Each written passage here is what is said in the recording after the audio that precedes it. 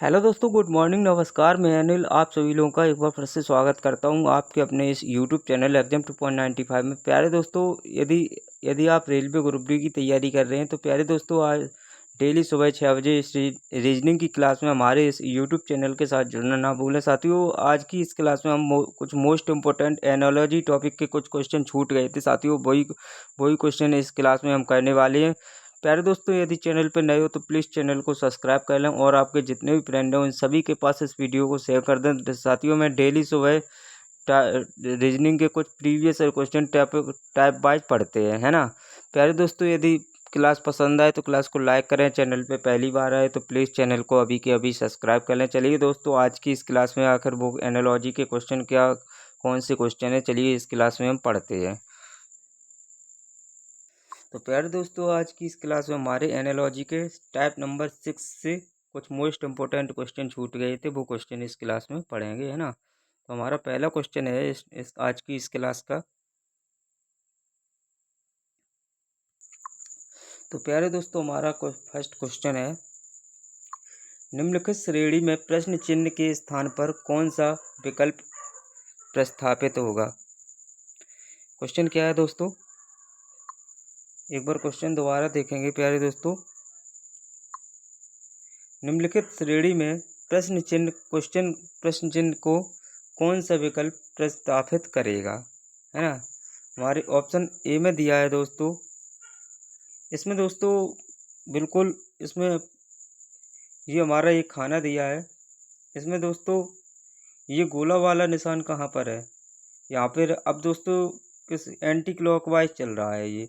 पहले दोस्तों इसमें आया, अब दोस्तों कहाँ पर आया, ऊपर आ गया। अब दोस्तों इस हिसाब से हमारा कहाँ पर आना चाहिए, इस हिसाब से दोस्तों हमारा ये गोला इस हिसाब से यहाँ पर आना चाहिए दूसरे वाले खाने में। तो ये वाला खाना दोस्तों कहाँ पर है, इस हिसाब से दोस्तों हमारा दूसरा वाला खाना कहाँ पर बन रहा है। तो ऑप्शन यहाँ पे लास्ट वाले ऑप्शन में डी में भी तो बन रहा है। तो ये डी ऑप्शन दोस्तों कहाँ पर है, ऑप्शन डी। इसमें ऑप्शनों में दोस्तों सी में दिया है। इस हिसाब से हमारा राइट आंसर क्या हो जाएगा, सी हो जाएगा, है ना। देखिए दोस्तों, यानी कि इसमें क्या हो रहा है, यानी कि दी गई प्रश्न आकृति में प्रथम आकृति दूसरी आकृति की दोस्तों दर्पण प्रतिबिंब है ना। तीसरी आकृति दर्पण प्रतिबिंब में, तो इसमें क्या हो गया, तीसरी आकृति में यही तो होगा ऑप्शन जो कि कहाँ पर दिया है, ऑप्शन सी में ही तो दिया है। डी डी हमारा किस में बनेगा, यहीं में तो बनेगा, इसलिए हमारा राइट आंसर सी होगा। नेक्स्ट क्वेश्चन आगे चलते हैं। नेक्स्ट हमारा क्वेश्चन है दोस्तों, नेक्स्ट क्वेश्चन क्या है, इसमें दोस्तों मुझे क्या बताना है। इसमें दिया है दोस्तों जिसका यानी कि इस आकृति का संबंध दोस्तों इस वाली से है ना। तो इस आकृति का संबंध किससे होगा ये बताना है। वह सही चित्र जो प्रश्न चिन्ह को प्रतिस्थापित करता है वह कौन सा है, इसमें ये बताना है। क्या ऑप्शन ए होगा, या ऑप्शन बी होगा, या ऑप्शन सी होगा, या फिर ऑप्शन डी होगा।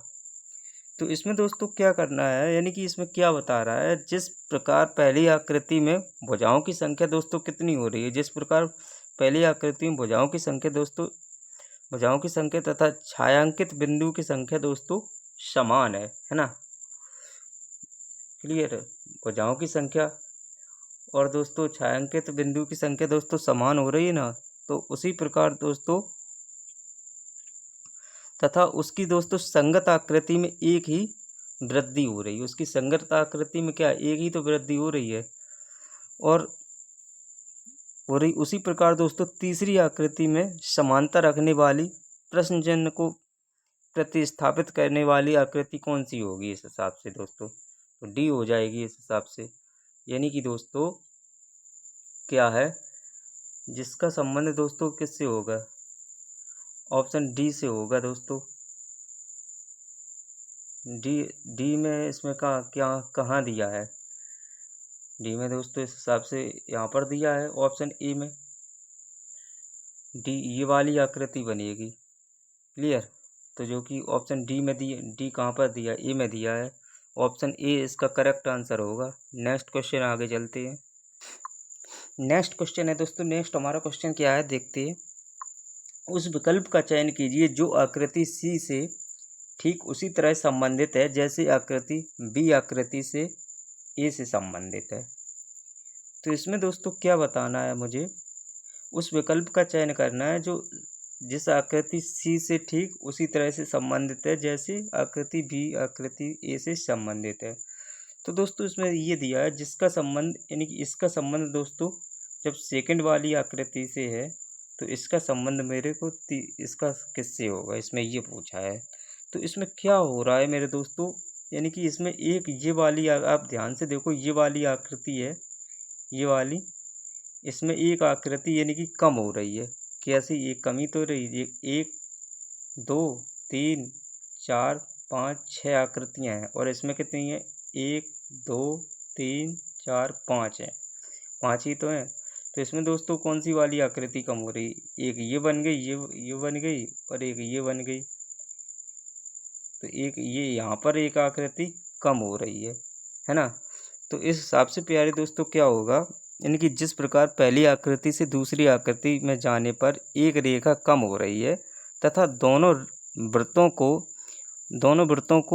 वृत्तों को आकृति के बाहर रखकर दोस्तों एक छायांकित वृत्त के मध्य में बनाया गया है। इसी अनुक्रम में दोस्तों प्रश्न चिन्ह के स्थान पर कौन सी आकृति आएगी, तो इसी स्थान पर दोस्तों एक जो कि इसमें, अब हम दोस्तों जब इसमें जाएंगे, जब इसकी दोस्तों हम एक आकृति यानी कि कम कर देंगे, एक यानी कि कुछ एक आकृति जब हम इसकी एक कम करेंगे तो कुछ इस हिसाब से बनेगी, यानी कि एक इस हिसाब से, चाहे वो ऐसी आप बना सकते हैं, ऐसी एक आकृति इस हिसाब से बननी चाहिए।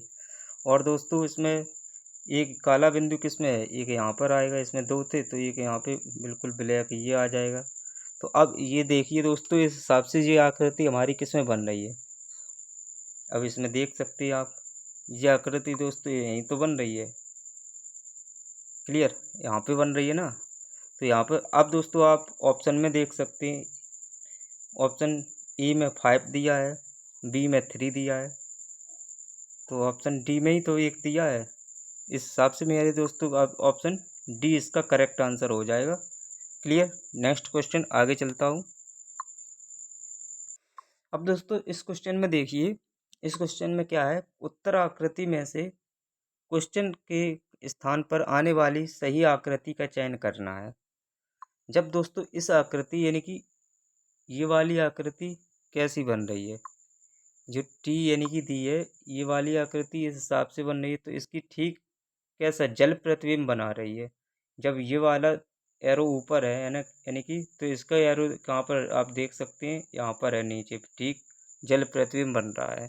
तो इसी तरह दोस्तों इस आकृति का हमारा जल प्रतिबिंब कहाँ पर बनेगा, कैसा बनना चाहिए, इस हिसाब से प्यारे दोस्तों इसका जल प्रतिबिंब जब हम बनाएंगे तो इसके हिसाब से दोस्तों कहाँ पर बनेगा, डी में बनना चाहिए। जब इसका इस हिसाब से है, जब इसका जल प्रतिबिंब, तो जब हम जल प्रतिबिंब में देखेंगे तो कुछ इस हिसाब से बनेगा, जो कि ऑप्शन डी में दिया है ना। तो अब दोस्तों आप लोग देख सकते हैं ऑप्शन डी का किस में दिया है, ऑप्शन डी का डी में ही दिया है। इस हिसाब से दोस्तों हमारा डी इसका करेक्ट आंसर हो जाएगा, है ना कि। नेक्स्ट क्वेश्चन आगे चलते हैं। नेक्स्ट क्वेश्चन है दोस्तों हमारा, नेक्स्ट क्वेश्चन क्या है, देखिए दोस्तों, कौन सी उत्तर आकृति प्रश्नवाचक चिन्ह को प्रतिस्थापित करेगी। तो इसमें दोस्तों क्या दिया है, ये गोला दिया है और गोले के अंदर दोस्तों 2 स्टार दिए हैं, है ना। और यहीं पर दोस्तों इसके ठीक यहाँ पर भी ठीक इसका विपरीत कर दिया है, ये वाला त्रिकोण ये ऊपर की तरफ कर दिया है और स्टार नीचे की तरफ कर दिए हैं। उसी हिसाब से अब दोस्तों कैसे, फिर दोस्तों के ये वाला पहले ऐसे था, फिर ये ऊपर हो गया, अब दोस्तों इस हिसाब से इसमें क्या दिया है, यहाँ पर होगा, है ना। तो अब इस हिसाब से प्यारे दोस्तों कहाँ पर बनना चाहिए, ये दोस्तों कुछ इस हिसाब से ही तो बनेगा, इस हिसाब से बन जाएगा। यहाँ पर हमारे स्टार आ जाएंगे, ऑप्शन डी। अब ये कुछ इस हिसाब से दोस्तों कहाँ पर हमारा ये ऑप्शन आप लोग देख सकते हैं डी में ही तो बन रहा है, कुछ इस हिसाब से बनेगा ना। तो अब दोस्तों अब हम दोस्तों देख सकते हैं ये हमारा ऑप्शन इस हिसाब से डी कहाँ पर दिया है, ऑप्शन ए में दिया है ना। तो ऑप्शन ए इसका करेक्ट आंसर होगा, क्योंकि दोस्तों जिस प्रकार पहली आकृति को 180 डिग्री, जिस प्रकार पहली आकृति को 180 डिग्री दक्षिणावर्त घुमाने पर दूसरी आकृति दोस्तों प्राप्त होती है ना। तो उसी प्रकार जब हम तीसरी आकृति को दोस्तों यानी कि इसको दक्षिणावर्त 180 डिग्री जब हम घुमाएंगे तो दोस्तों हमारी बिल्कुल किस हिसाब से यही इस हिसाब से आकृति कुछ बन के आएगी, जो कि ऑप्शन ई में दिया है। इसका करेक्ट आंसर ई हो जाएगा। क्लियर। नेक्स्ट क्वेश्चन आगे चलते हैं। साथियों यदि चैनल पे नए हो तो प्लीज़ चैनल को सब्सक्राइब कर लें और आपके जितने भी फ्रेंड हैं उन सभी के पास प्यारे दोस्तों इस क्लास को शेयर जरूर कर दें। नेक्स्ट क्वेश्चन आगे चलते हैं। नेक्स्ट क्वेश्चन है दोस्तों, नेक्स्ट हमारा क्वेश्चन क्या है, उस आकृति का चयन करें जो तीसरी आकृति से उसी प्रकार संबंधित है जिस प्रकार दूसरी आकृति पहली आकृति से संबंधित है ना। तो दोस्तों जिस प्रकार ये आकृति दोस्तों इसका संबंध इस आकृति से है, तो इस आकृति का दोस्तों यहाँ पर किससे संबंध होगा ये पूछा है। तो अब आप लोग देख सकते हैं दोस्तों यानी कि इसमें क्या क्या हो रहा है। जिस प्रकार दोस्तों पहली आकृति में अंदर वाले पैटर्न को, जिस प्रकार यानी कि पहली आकृति में इस वाले पैटर्न को कैसा घुमाया जा रहा है, यानी कि अंदर वाले पैटर्न को 45 डिग्री यानी कि 45 डिग्री दक्षिणावर्त घुमाया जा रहा है। यही तो घुमाया जा रहा है।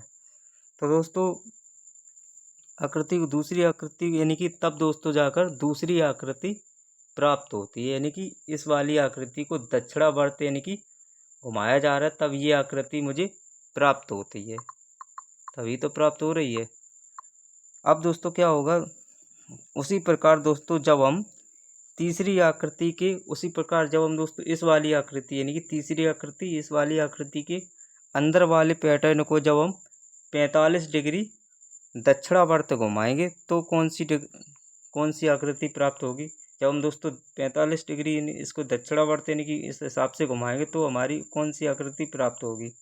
तो इस हिसाब से प्यारे दोस्तों हमारी ऑप्शन सी में दिया है ये वाली आकृति कुछ इस हिसाब से, यानी कि जब हम इसको इस हिसाब से घुमाएंगे तो हमारी ये वाली कुछ आकृति अंदर वाली प्राप्त होगी, जो कि ऑप्शन अब आप लोग देख सकते हो ऑप्शन सी किस में दिया है, ऑप्शन सी का सी करेक्ट आंसर होगा। क्लियर। इस हिसाब से दोस्तों हमारा सही आंसर क्या होगा, ऑप्शन सी इसका करेक्ट आंसर हो जाएगा। यहाँ पर ये वाली कुछ आकृति ऐसी बन के तैयार होगी दोस्तों जब इसको दक्षिणावर्त घुमाया जाएगा। नेक्स्ट क्वेश्चन आगे चलते हैं। नेक्स्ट हमारा क्वेश्चन है दोस्तों, नेक्स्ट क्वेश्चन क्या है, सही विकल्प का चयन करना है। सही विकल्प का मुझे चयन करना है जिस हिसाब से ऑप्शन ई में दिया है कुछ, इसका अपोजिट क्या है ये हो जाएगा। अब इसका मुझे अपोजिट पूछा है, इसका अपोजिट क्या होगा, यानी कि यहाँ पर कौन सी आकृति इन चारों आकृतियों में से कौन सी आकृति यहाँ पर बनेगी, यही पूछा है ना। तो दोस्तों आप लोग देख सकते हैं जिस प्रकार दोस्तों पहली आकृति का दर्पण प्रतिबिंब, जिस प्रकार पहली आकृति का दर्पण प्रतिबिंब यानी कि दूसरी आकृति है, जिस प्रकार पहली आकृति का दर्पण प्रतिबिंब दूसरी आकृति है ये वाली, यानी कि इस आकृति का दर्पण प्रतिबिंब यही तो आकृति है। उसी हिसाब से दोस्तों उसी तरह दोस्तों तीसरी आकृति का दर्पण प्रतिबिंब मुझे बताना है क्या हो जाएगा। उसी प्रकार जब हम इस आकृति का जब इस वाली आकृति का दर्पण प्रतिबिंब ये बन रहा है, तो इस वाली आकृति का दर्पण प्रतिबिंब मुझे बताना है कौन सा होगा।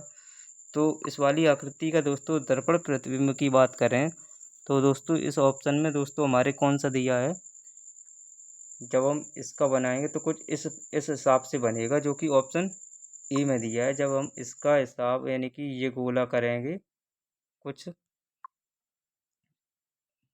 इस हिसाब से कुछ बनेगा, है ना।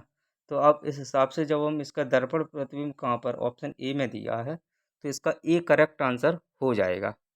नेक्स्ट क्वेश्चन आगे चलते हैं। साथियों, यदि चैनल पे नए हो तो प्लीज़ चैनल को सब्सक्राइब करें और आपके जितने भी फ्रेंड हैं उन सभी के पास इस क्लास को शेयर जरूर कर दें। नेक्स्ट क्वेश्चन आगे चलते हैं। तो साथियों, आज की इस क्लास में ये थे कुछ मोस्ट इम्पोर्टेंट क्वेश्चन। उम्मीद करूँगा आप सभी को पसंद आए होंगे दोस्तों। यदि दोस्तों ये क्लास आपको पसंद आई तो प्लीज़ चैनल को, यदि चैनल पे पहली बार आए तो प्लीज़ चैनल को सब्सक्राइब कर लें और आपके जितने भी फ्रेंड हैं उन सभी के पास इस क्लास को शेयर कर दें। तब तक के लिए मिलते हैं नेक्स्ट कल इसी तरह की एक और क्लास में। जब तक के लिए जय हिंद, थैंक यू।